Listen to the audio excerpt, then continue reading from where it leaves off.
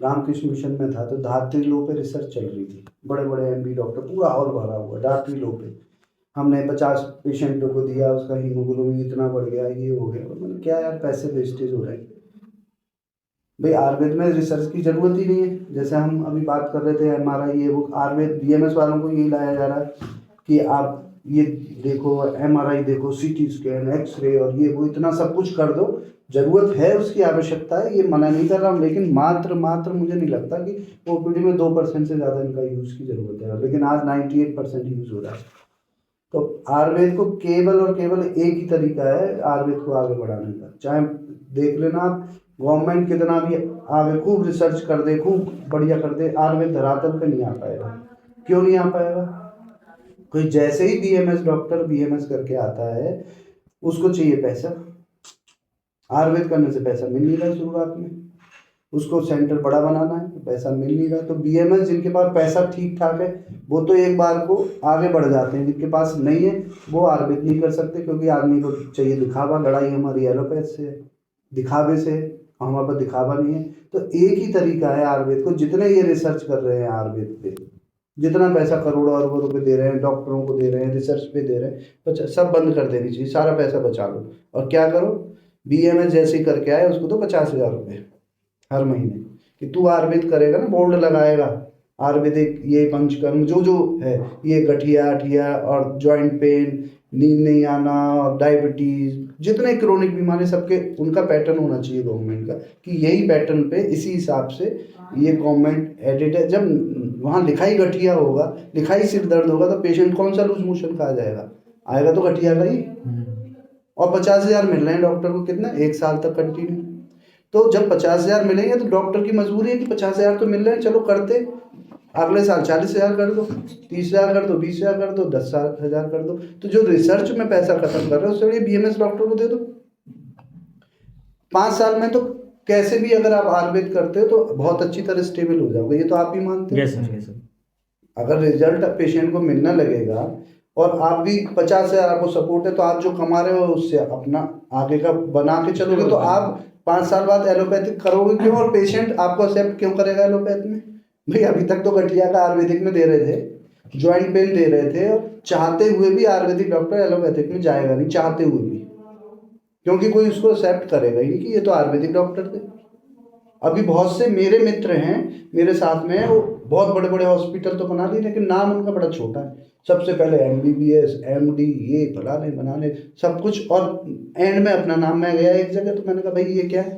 बोले नहीं, सब लोग मुझे जानते हैं कि मैं एलोपैथिक डॉक्टर हूँ। मतलब हमें छुप के काम करना पड़ रहा है। और आज वही डॉक्टर, वही मित्र मैं देख रहा हूँ, वो कह रहे हैं कि नहीं, हमें आयुर्वेद में करना चाहिए। भाई अगर पहले ही समझ में आ गया होता तो आज कहाँ के कहाँ होते आयुर्वेद में। पैसा कमाना, मेरा मतलब ये नहीं कि पैसा नहीं कमाया होगा, पैसा तो अच्छा कमा लिया होगा, लेकिन नाम तो आयुर्वेद में ही मिलेगा ना। अब कोई हवाई जहाज चलाने वाला पायलट है, उसको अगर बस चलाने को दे दी जाए तो उसका नाम तो होगा नहीं, क्योंकि वो पायलट है। और बस चलाने वाले कंडक्टर ड्राइवर को अगर हवाई जहाज चलाने लग जाए, तब भी अगर पास डिग्री नहीं है, तब भी नाम नहीं होगा उसका कि तुमने बहुत बड़ा काम कर दिया। आदमी डरेगा उससे। सेम हमारे साथ में, कि अगर हमारे साथ बीएमएस है तो आयुर्वेदिक कराने में तो पेशेंट कंफर्टेबल है। अभी देखो आप, गृह मंत्रालय से जो अभी आए थे पेशेंट, रिटायर्ड हो गए, गृह मंत्रालय के उप सचिव या कुछ ऐसे थे, यस सर। वो हमसे कंफर्टेबल है, दिल्ली से आ रहे हैं, क्योंकि हम आयुर्वेदिक डॉक्टर हैं, आयुर्वेद में काम कर रहे हैं। और यही हम एलोपैथिक कर रहे होते, चाहे बहुत बड़ा हमने एम्पायर कर लिया, वो करा लेते नहीं करते। छोड़ के आए, पूरे दिल्ली को छोड़ के आए सर वो। है। और दिल्ली में इतने बड़े बड़े हॉस्पिटल है, गंगाराम, क्या क्या है वहाँ पे। सबको छोड़ के आए, क्योंकि हम, हमारे पास जो चीज़ है हम उसी में लगे हुए हैं। हम नहीं कह रहे हमारे पास में ट्रक का लाइसेंस है, हमारा तो कार का लाइसेंस है, लेकिन हम कार तो कंफर्टेबली चला सकते हैं। अब कार के लाइसेंस को ट्रक चलाने लगेंगे तो मुश्किल है यार, ट्रक वाले लाइसेंस कार चलाएगा वो भी घुसेड़ देगा। तो इसलिए अगर एमबीबीएस डॉक्टर भी आयुर्वेद में आएंगे तो वो भी गड़बड़ कर देंगे, चाहे उनको एलोपैथिक की बहुत अच्छी नॉलेज है, लेकिन वो इसके लिए नहीं बने हैं। और हम इसके लिए नहीं बने हैं क्योंकि हमारा माइंड सेट, अगर हमने मन से ईमानदारी से पढ़ा है, सारे श्लोक सारे वो सब कुछ देखा है, और हमें आयुर्वेद करना है, तो हम इसलिए बने नहीं एलोपैथ। मेरी बुद्धि नहीं चलती एलोपैथ में। रामकृष्ण मिशन की बताऊँ मैं घटना, जैसी नया आया तो उन्होंने लगा दिया स्वामी जी ने, बोले आपकी नाइट ड्यूटी होगी। मैंने कहा मुझे तो आता नहीं है। कुछ भी बोले नहीं, स्वामी जी के राउंड पे जाओगे आप सीख लोगे। मैं 1 या 2 दिन गया, मेरा दिमाग खराब। मैं जाना बंद कर दिया। सतीश महाराज थे तो उन्होंने बुलाया 3 दिन बाद, आपकी शिकायत आई है। पहली शिकायत यही थी मेरी। क्या शिकायत आई है कि आप राउंड पे नहीं जाते हो और आप सीखते नहीं हो। मैंने कहा स्वामी जी सही शिकायत आई है। बोले क्यों नहीं जाते? मैं बना ही नहीं इसके लिए, पेशेंट मर जाएगा मेरे हाथ में और कुछ नहीं होगा, यही कहा मैंने। मैं कहा जिसकी नॉलेज नहीं है मैं कैसे कर लूँ, मैं कैसे खिलवाड़ कर लूँगा? मैं आयुर्वेद के लिए बना हूँ, आप 24 घंटे कभी भी बुला लेना मेरे को आयुर्वेद के लिए। माना जानता नहीं था मैं शार्ट सूट के अलावा कुछ, क्योंकि मैं तो शार्ट सूट सीख के आया, घर पे था आयुर्वेद, लेकिन इतना परफेक्शन नहीं था कि मैं आयुर्वेदिक की ओपीडी कर सकूं। और इस बेस पे उन्होंने क्या करा, थोड़े दिन में बोले आपको आयुर्वेद की ओपीडी करनी है। अभी मैंने कहीं सीखा तो है नहीं, लेकिन आयुर्वेद में काम करना है, मुझे फेल है कि आयुर्वेदिक दवा काम करती है। 2 दिन में मैंने फटाफट ऐसे क्या क्या दवाई है क्या क्या है ऐसे समझा।